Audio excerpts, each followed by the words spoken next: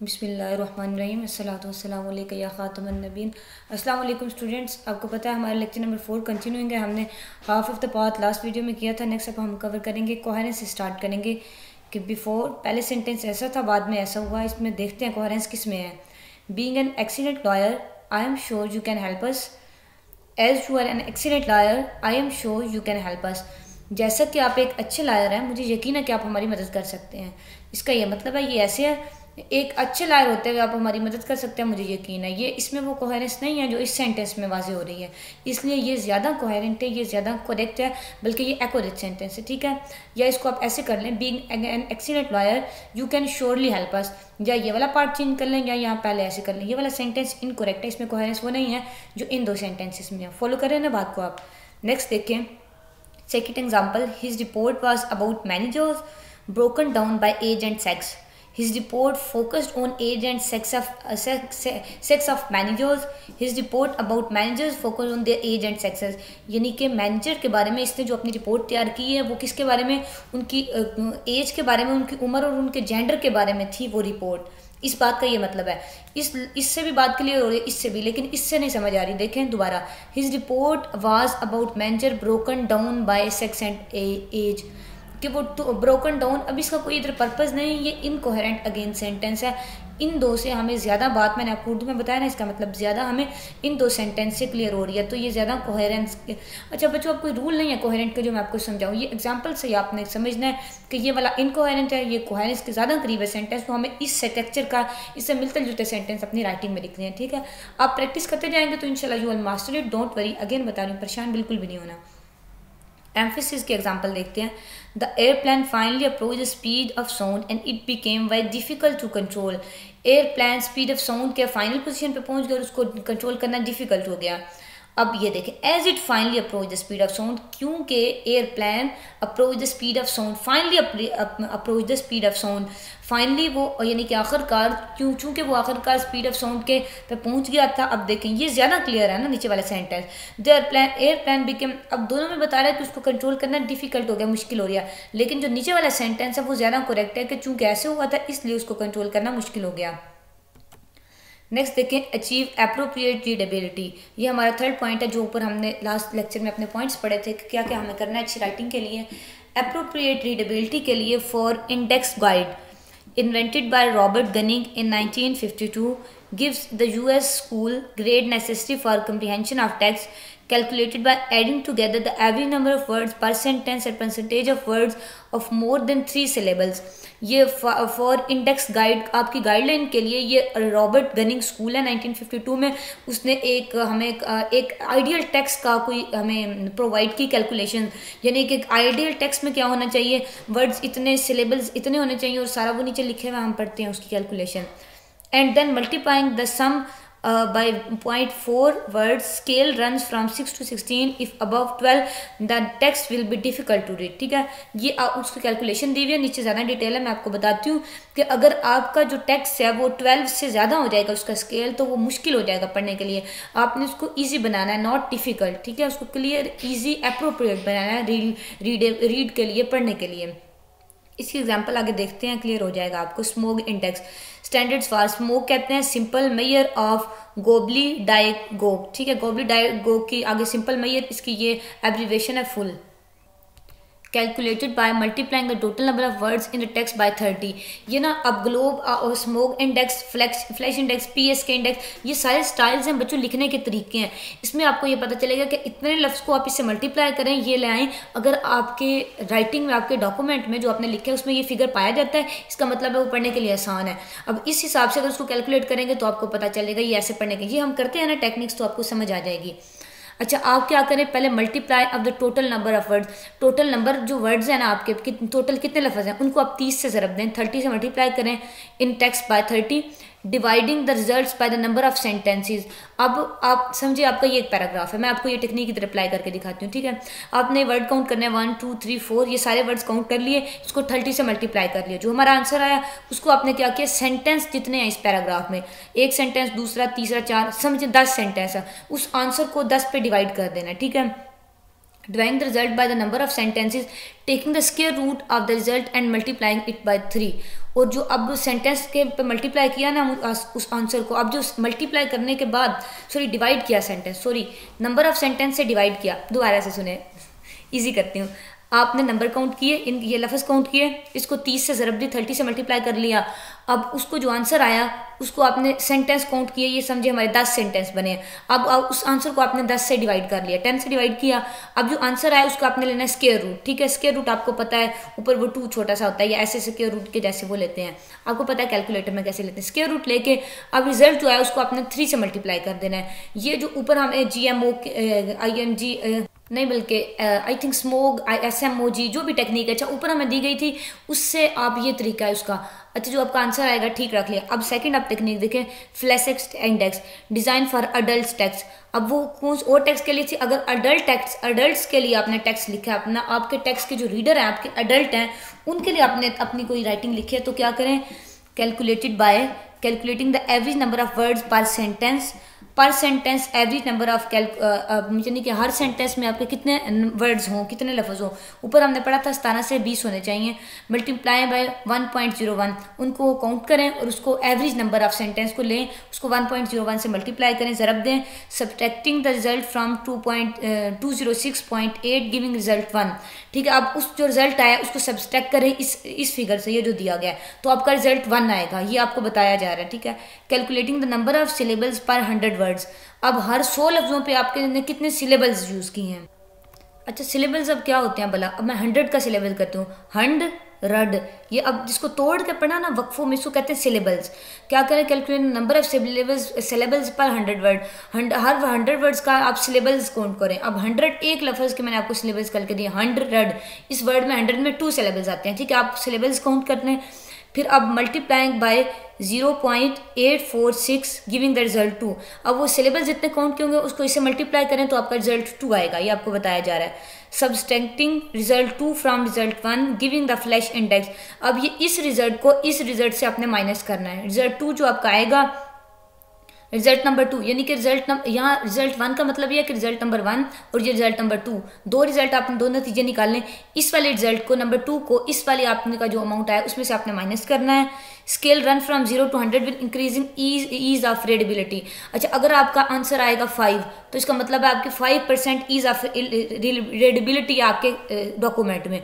अगर 70 आंसर आएगा तो मतलब आपका 70% मुश्किल, आपका थोड़ा डॉक्यूमेंट ईजी नहीं है, वो थोड़ा मुश्किल है, ठीक है। 50 से नीचे मतलब आसान, और फिर जितनी आपका नंबर बढ़ता जाएगा, 0 से ऊपर जाता जाएगा, 5, 6, 7, 8, 10, 20, 30, 40 जैसे जैसे इंक्रीज होता जाएगा ना डिजिट, इसका मतलब है आपका जो ease of with increasing ease of readability, तो आपका जो ईज ऑफ रीडेबिलिटी है वो भी आसान होती जाएगी। समझ आ गई बच्चों? फिर से समझें कि ये एक तरीका है आपके रीडेबिलिटी के तरीके को, रीडेबिलिटी का मतलब होता है पढ़ने के लिए तरीका। आपका टेक्स्ट पढ़ने के लिए कितना आसान है उसको कैलकुलेट करने के ये डिफरेंट तरीके हैं। ऊपर हमें स्मोक पढ़ा, ये दूसरा है, आगे ये तीसरा है, और आगे नीचे, और ये सारे आपको ठीक है तरीके दिए गए हैं। इस तरीके में आपने ये जो सारा कुछ लिखा है ये करना है। एक रिजल्ट ऐसे हासिल करना है, दूसरा रिजल्ट ऐसे, फिर इस वाले रिजल्ट को इसमें से माइनस करना है। आपका जो रिजल्ट आएगा ना, तो अब आपका जैसे 0 से इंक्रीज करती जाएगी वैल्यू, इसका मतलब है आपका case of ease of readability भी इंक्रीज करती जाएगी। जितनी वैल्यू बड़ी होगी इसका मतलब है आपके उस टेक्स्ट को पढ़ना उतना ज़्यादा आसान है। समझ गए? Standard writing is describe as 17 words per sentence and 147 syllables per 100। उसने बताया ना कि पर सेंटेंस आपने एवरेज वर्ड कितने लेने हैं। स्टैंडर्ड राइटिंग का ये मतलब है कि आपके अगर अच्छी राइटिंग है तो आपके पर सेंटेंस एवरेज वर्ड जो है 17 होना चाहिए। हमने पीछे पढ़ा था ना 17 से 20 या 15 मैंने आपको कहे थे एवरेज, लेकिन जहाँ 17 लिखे हुए तो ठीक है, आपके पर सेंटेंस एवरेज वर्ड 17 होने चाहिए। अच्छा, एवरेज अब मैं आपको समझाऊं क्या होता है। एक सेंटेंस में आपके 20 लफ्ज़ हैं, अगले सेंटेंस में 15 लफ्ज़ हैं, फिर एक सेंटेंस में आपके 14 लफ्ज़ हैं। अब हर में आपने पूरे 17 तो नहीं ना करने। अगर फिर आपके 10 सेंटेंस हैं ना फिक्रों में, किस में 17 हैं, 18 हैं, 20 हैं, एक में 13 हो गए, एक में 12 हो गए, 14 हो गए। अब मतलब एवरेज आप उन सबको जमा करें ना, एवरेज आपके 17 वर्ड्स हैं तकरीबन। एवरेजली ना आपके हर सेंटेंस में आप एवरेज निकालें तो 17 लफ्ज़ एवरेजली आपने लेने हैं। एवरेज नंबर आपने ले लिया 17, कह रहे स्टैंडर्ड राइटिंग में होता है पर सेंटेंस वर्ड। और सिलेबल्स जो आपको कहा पर 100 वर्ड सिलेबल्स काउंट करने हैं वो कितने पर 100 वर्ड 147 सिलेबल्स होते हैं। एक स्टैंडर्ड राइटिंग में, ठीक है, विद रिजल्टिंग इंडेक्स ऑफ 64। तो इसका इंडेक्स क्या आ गया 64, यानी कि 64 अच्छा खासा फिगर है, 0 से आप जाएं तो 64 100 के ज़्यादा करीब है। इसका मतलब है आपकी जो राइटिंग है वो उसकी रीडेबिलिटी ईजी है, ईजी टू रीड है, ईजी टू अंडरस्टैंड है, ठीक है। PSK power summer care index design for primary school text, ये किन के लिए, एडल्ट्स के लिए डिज़ाइन किया गया था, एडल्ट्स के टेक्स्ट के लिए, और ये प्राइमरी स्कूल टेक्स्ट के लिए जो अभी हम पढ़ने लगे हैं PSK, ये प्राइमरी स्कूल टेक्स्ट के लिए डिज़ाइन किया गया है। ये आपको वैसे ही समझाए जाने, पढ़ाए जाने, परेशान नहीं होना, सिर्फ आप समझे जो मैं आपको समझा रही हूँ।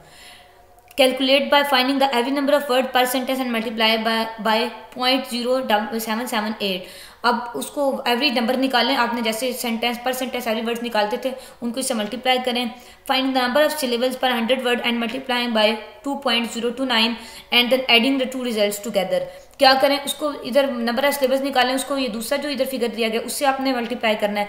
फिर ऊपर हमने दोनों रिजल्ट को क्या किया था, सब्ट्रैक्ट किया था। इधर PSK में आपने क्या करना है, दोनों रिजल्ट को ऐड करना है, यानी कि उनको जमा करना है। तो क्या होगा, बस आपका आंसर निकल आएगा। आपके आंसर से पता चलेगा जाएगा आपकी रीडेबिलिटी का, ठीक है। नेक्स्ट जो 5th मेथड है हमारा स्टिच इंडेक्स, इसको देखते हैं। Design by US army to test functional literacy, इसको इसलिए US की आर्मी ने डिज़ाइन किया था फंक्शनल लिटरेसी को चेक करने के लिए। लिटरेसी रेट यानी कि तालीम की शरह कितनी है उसकी, जो पढ़ रहा है, उसके लिए इसको डिज़ाइन किया गया था।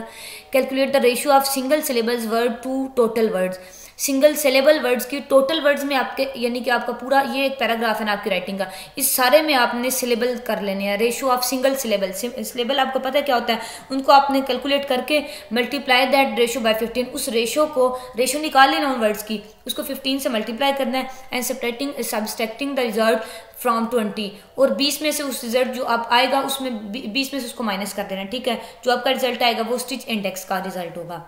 Before the fact that all organic and inorganic entities and air facts go through on this planet at least cycles of change and decay is a well-established and integral feature of life. The level of integration of the fact into human culture is total, encompassing and influence religion, philosophy, psychiatry, economics, and market and many other areas of our lives. One of numerate view of the failure patterns associated with the cycle of change is shown by the bathtub curve. While not presuming to be all encompassing, this view of the failure patterns does coincide with significant areas of experience and evidence for both plant, equipment and human beings. आपको कुछ नहीं पता इसमें क्या हुआ है, मुझे भी नहीं पता, ठीक है, हमने वो डिस्कस नहीं करना। आपने सिर्फ लेना है कि ये हमारा एक पैराग्राफ है, ये हमारी एक राइटिंग है, ये सारी की सारी, ठीक है। ये पूरा पैराग्राफ जो है ये मुझसे सही कवर नहीं हुआ, अब करते हैं। ये आपने एक लिखा पैराग्राफ, ये आपकी राइटिंग है। टोटल वर्ड्स हैं 107, इसके 107 अल्फाज हैं टोटल, गिन के रखे हुए हैं। सेंटेंसेस कितने हैं 4, इधर हम गिन लेते हैं। सेंटेंस तो हम गिन सकते हैं, एक इधर ख़त्म होता है, दूसरा इधर ख़त्म होता है, यहाँ पे तीसरा इधर ख़त्म होता है, चौथा, हाँ ठीक है। 4 सेंटेंसेस हैं, 107 लफ्ज़ हैं। सिलेबल्स 187 है। सिलेबल्स उसने काउंट किया, आपको पता है कैसे करते हैं सिलेबल्स काउंट, 187 सिलेबल्स हैं। वर्ड्स विद मोर 3 सिलेबल्स, अब वो अल्फाज जिनके 3 से ज़्यादा सिलेबल्स हैं वो 11 हैं। जैसे इसके एनकम्पासिंग, इसके एन एक सिलेबल, कम 2, पासिंग, इसके 4 सिलेबल्स हैं। समझ आ रही है ना बच्चों, एनकम्पासिंग, जिसको आप उर्दू में तोड़ नहीं कहते, उसको इंग्लिश में सिलेबल्स कहते हैं।